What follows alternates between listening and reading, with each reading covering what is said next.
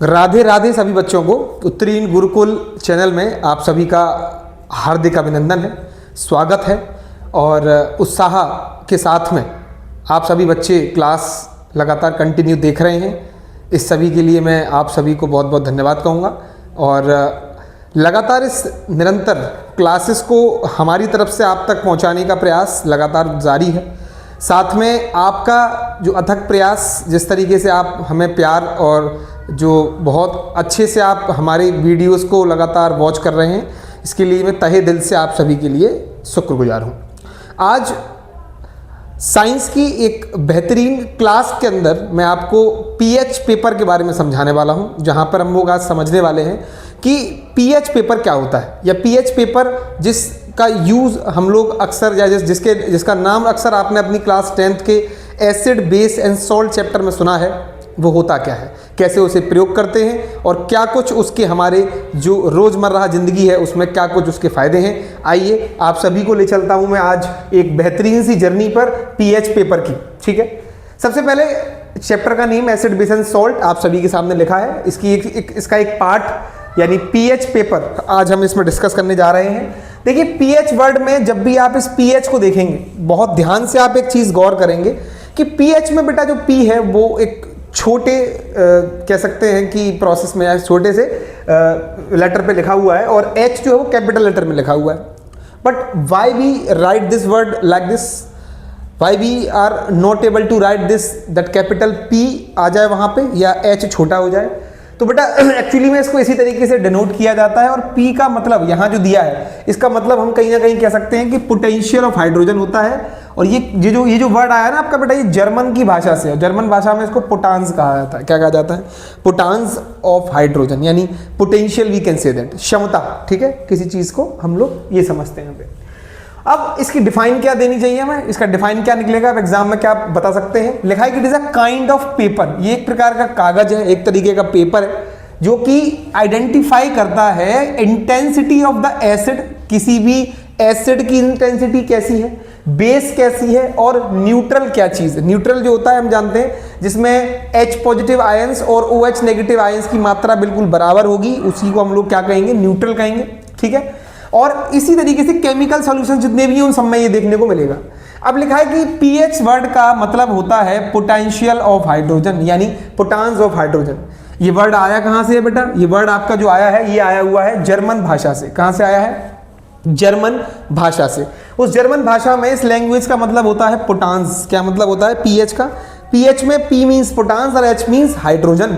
It is always clear to you that P means potans and H means hydrogen, and the meaning of the total letter is pH means potans of hydrogen. ठीक है, अब लिखा बेटा it measures the concentration of H positive ions. ये आपको H positive ions के concentration के बारे में समझाएगा कि आपके किसी भी सॉल्यूशन को आपने अगर पीएच पेपर पे डाला है, ठीक है, आपके पास एक पीएच पेपर है ना, लेट से आपके पास एक पीएच पेपर है और उस पेपर पे आपने ये चीज़ डाली। ये आपके सामने देखिए पीएच पेपर पूरा बना दिया मैंने, ये पीएच पेपर ही है, इसमें 0 से लेकर के 14 तक की वैल्यूज होती हैं।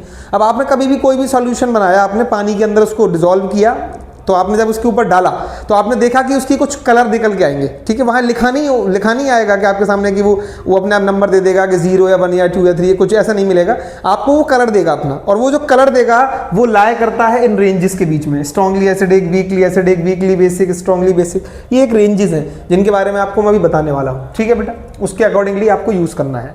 फिर H पॉजिटिव आयंस, जो कि हम लोग जानते हैं कि ये H पॉजिटिव आयंस जो होते हैं, जब हम किसी भी चीज़ को डालते हैं, मान लीजिए आपने HCl को पानी में डाला, यानी आपने HCl को क्या किया, आपने H2O में डाल दिया, तो आपके सामने जो तैयार होकर के आएगा, जो बन करके आएगा, वो आएगा H3O पॉजिटिव प्लस के आपके पास में आएगा Cl नेगेटिव, यानी हाइड्रोनियम आयन होता है। क्या होता है ये? Hydronium ion. और हाइड्रोनियम आयन कौन बनाता है, कौन क्रिएट करता है hydronium ion? Hydronium ion create करता है आपके पास में कोई भी एसिड होगा, जब उसमें से हाइड्रोजन या कह सकते हैं H पॉजिटिव आयन जब रिलीज हो जाते हैं, जब H पॉजिटिव आयन से निकलते हैं, तो वो कन्वर्ट कर लेते हैं अपने आप को H3O पॉजिटिव में। ठीक है बेटा, चलिए, तो इसका मतलब है कि ये क्या करता है, ये it measures the concentration of H positive ions किसी भी सॉल्यूशन में, या OH नेगेटिव आयंस किसी भी गिवन सॉल्यूशन में, ये आपको बना कर देगा। ठीक है सर, इसकी रेंज क्या है? इसकी बेटा पीएच पेपर पे जो रेंज होती है पीएच की, वो 0 से 14 होती है। 0 is strong and very strong acidic nature दिखाएगा आपको। अगर 0 पर है तो इसका मतलब है that acid dissolve completely. We can say that अगर आपने उस एसिड को पानी में डाला है तो वो टोटली आयोनाइज कर लेगा। आयोनाइजेशन की प्रोसेस उसके अंदर टोटली कंप्लीट हो जाएगी, यानी उसके अंदर प्रॉपर आयंस डिजॉल्व होंगे। साथ में अगर हम बात करें तो ऐसी 14 की वैल्यू है, 14 का मतलब है स्ट्रॉन्गली बेसिक नेचर का होगा। क्या होगा? स्ट्रॉन्गली बेसिक नेचर का होगा। अगला लिखा सर एसिडिक नेचर होगा तो pH लेस देन 7 होने वाला, बिल्कुल सही है, यानी कि 7 से नीचे तरफ जाएगा अगर एसिडिक का केस है तो। और अगर वही केस किसका है, वो अगर आपका ग्रेटर 7 से ऊपर जाता है, 7 की वैल्यू ये है, इससे ऊपर का अगर आपके पास इंडिकेशन आता है तो इसका मतलब वो चीज बेसिक है। और अगर 7 देता है विच मीन्स ग्रीन कलर देता है बेटा। क्या देता है? मैं यहाँ पर ये न्यूट्रल का केस आपको बता दूं, यहाँ न्यूट्रल के केस में आपको ग्रीन कलर मिलेगा। क्या मिलेगा? ग्रीन कलर मिलेगा। और जब ग्रीन कलर मिलेगा इसका मतलब कि इंडिकेशन दे रहा है कि वो चीज जो है, जैसे एग्जांपल में प्योर वाटर जो होता है, जिसे हम लोग डिस्टिल वाटर कह रहे हैं, ये बेटा न्यूट्रल का केस होता है। और जब न्यूट्रल का केस होता है तो इसका कलर क्या देता है आपको? ग्रीन देता है। स्लाइटली आपका ब्लड भी न्यूट्रल के केस में आता है, थोड़ा सा पीएच उसका आपको यही मिलेगा। ठीक है, आप जो पानी मतलब जो पीते हैं लगभग वो भी सब कुछ इसी कंडीशन में आता है न्यूट्रल के केस में। ठीक है, अब इसके बाद इस पीएच के पेपर के बेस पे अगर आप देखें तो पहले तो पीएच पेपर की कुछ ऐसी एक स्ट्रिप होती है, आपके सामने पीएच पेपर का फोटो दिखाया मैंने, बना दिया है। इसको हम लोग यूनिवर्सल इंडिकेटर भी कह रहे हैं। ठीक है, ये यूनिवर्सली एक्सेप्टेड है, कहीं भी आप प्रयोग कर सकते हैं इसका किसी भी तरीके से। इसको मतलब आप किसी भी तरीके से लेबोरेटरी में अगर आप ले जाते हैं तो इसको आप वहाँ पे बहुत अच्छे से चीज़ों को आइडेंटिफाई करवा देता है कि क्या चीज़ एसिडिक है, क्या चीज़ बेसिक है। साथ में ये भी बता देगा कि which is acidic and basic and how what is the concentration of that acid and basic. ठीक है, उस एसिड और बेस का कॉन्सेंट्रेशन क्या है। चलिए, अब कुछ इंपॉर्टेंट पीएच की वैल्यूज दे रखी है मैंने आपको। यहाँ पर देखिए पीएच वैल्यूज कुछ इस तरीके से आएंगी। 0 होगा तो डार्क रेड कलर देगा आपको, 2 होगा तो रेड कलर देगा, 4 तक की रेंज आती है तो ऑरेंजिश कलर थोड़ा सा बन जाता है, 6 की रेंज पे पीला रंग या ग्रीनिश येलो आने लगेगा, क्योंकि आप 6 की रेंज आप देख रहे हैं यहाँ पहुंच चुकी है, बिल्कुल 7 के करीब है, तो थोड़ा ग्रीनिश कलर, थोड़ा सा येलोइश कलर देखने को मिलेगा। 7 पे पहुंचते ही ग्रीन हो जाएगा बेटा, 8 पर ग्रीनिश ब्लू देगा। 8 पे ग्रीनिश ब्लू क्यों देगा? क्योंकि ये जो सेक्टर जिसमें आप एंटर कर चुके हो ये अब बेसिक सेक्टर आ चुका है, बेसिक वाला कॉन्सेप्ट चलेगा। 10 से आप ब्लू कलर देखते हैं, 12 आप डार्क ब्लू देखते हैं और 14 पे आप देखते हैं कि वायलेट कलर या डार्क पर्पल कलर का आपको इसमें कंडीशंस देखने को मिल रही हैं। ठीक है बेटा, अब नेक्स्ट केस में आगे बढ़ता हूं मैं, तो यहां पर आपको बता देता हूं। देखिए एक्चुअली में जो यहां से लेकर के यहां तक की रेंज है, लगभग 3 तक की रेंज है, 3.5 तक की रेंज होती है, तो ये आपको कह सकते हैं कि आप ये स्ट्रॉन्ग एसिडिक की रेंज होती है। अगर आपको किसी भी चीज का इसमें कोई चीज में लाया कर रही है, that is strong in nature, acidic in nature. Example इसका मैंने आपके लिए लिख दिया बैटरी का एसिड। ठीक है बेटा, बैटरी में कौन सा एसिड पड़ता है? बैटरी क्या है सर? बैटरी एक्चुअली में हम लोग जानते हैं इन्वर्टर बैटरीज हो गई है ना, ये सब देखी है आपने। तो इन्वर्टर बैटरी में कौन सा एसिड होता है? तो इन्वर्टर बैटरीज में अक्सर मात्रा में H2SO4 डाला जाता है बेटा। क्या डाला जाता है? H2SO4।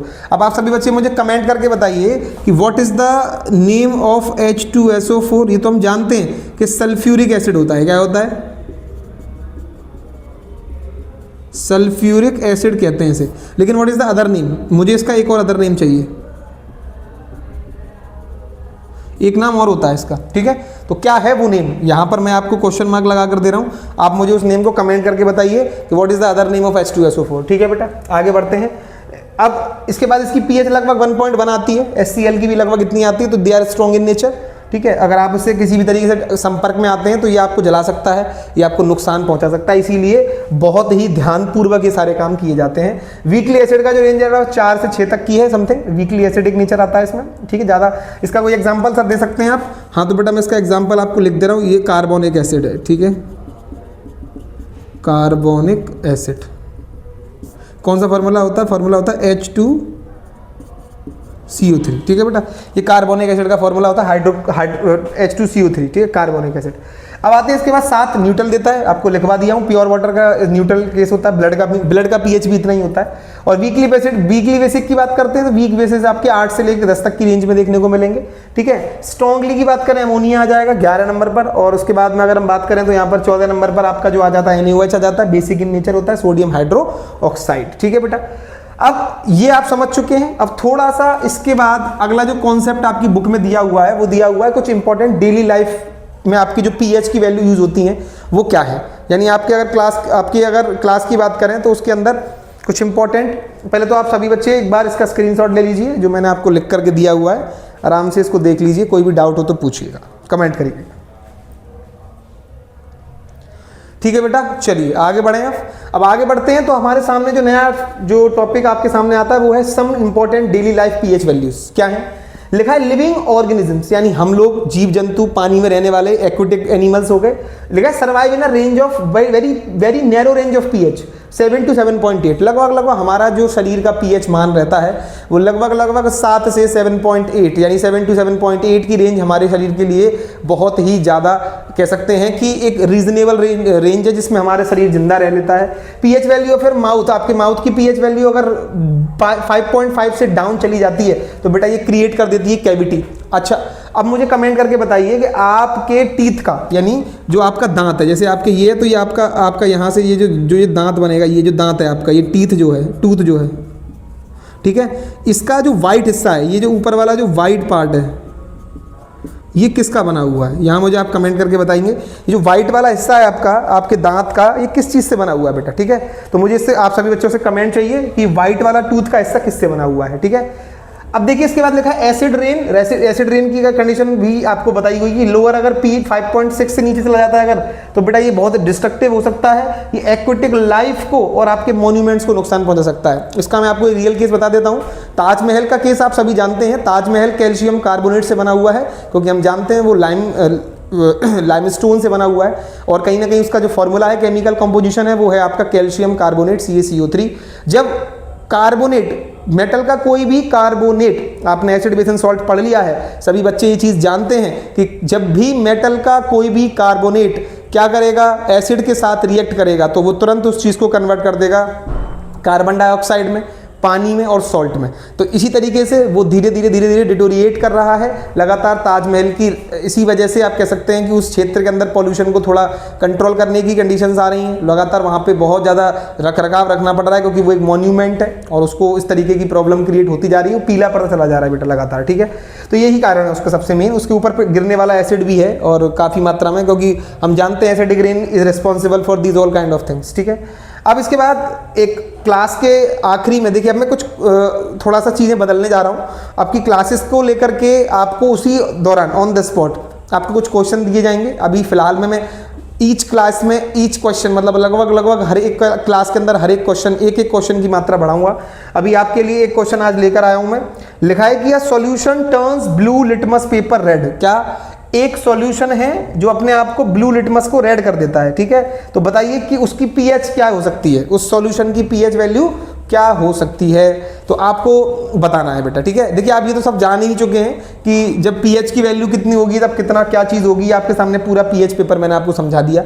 अब भी किसी बच्चे को डाउट होता है तो और कमेंट में ये मुझे नीचे ऑप्शन दे रखे हैं मैंने ABCD, आप कमेंट में मुझे नीचे बताएंगे आंसर क्या होगा इसका आंसर। ठीक है बेटा, जरूरी रहेगा आप बेसिक चीज़ों पर बहुत ध्यान दें। देखिए basic concept are very important, क्योंकि आप बेसिक्स अगर आप नहीं सुधारते हैं अपने, ठीक है, तो बेसिक्स ना सुधारने पर आप रटने की क्रिया स्टार्ट कर देंगे। रटना मतलब क्या, आपकी पर्टिकुलरली एग्जाम को फोकस कर देंगे आप कि हाँ ये एग्जाम मुझे याद हो जाए, इस एग्जाम में आने वाली चीज़ें मैं याद कर लूँ और उसके बाद मैं याद करना मतलब रट्टा मार लूँ और उसके बाद मैं सॉल्व कर लूँगा।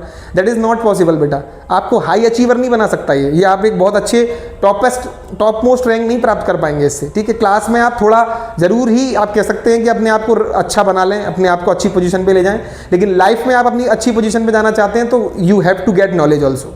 आपको पढ़ना पड़ेगा, आपको नॉलेज गेट करनी पड़ेगी, क्योंकि नॉलेज से ही आप एक सिविलाइज्ड ह्यूमन बन पाएंगे। आप एक अच्छे, एक कह सकते हैं आप मानव के तौर पे सामने आ पाएंगे। आप सोसाइटी के अंदर लोगों की मदद कर पाएंगे। ठीक है, आप जानते भी हैं कि लगातार अगर आपके पास में चीज़ों की इंफॉर्मेशन होगी तो आपको किसी की प्रॉब्लम को सॉल्व करने में ईजीली आप किसी की प्रॉब्लम सॉल्व कर पाएंगे कि नहीं बेटा।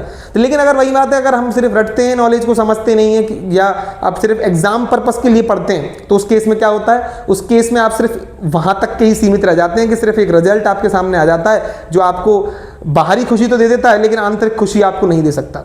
ठीक है, तो मेरी तरफ से आज जो आपके लिए जो कॉन्सेप्ट रहेगा, जो चीज़ें रहेंगी, वो मैं सिर्फ इतना ही समझाना चाहूँगा कि जितना ज़्यादा हो सकता है फोकस टू गेट नॉलेज।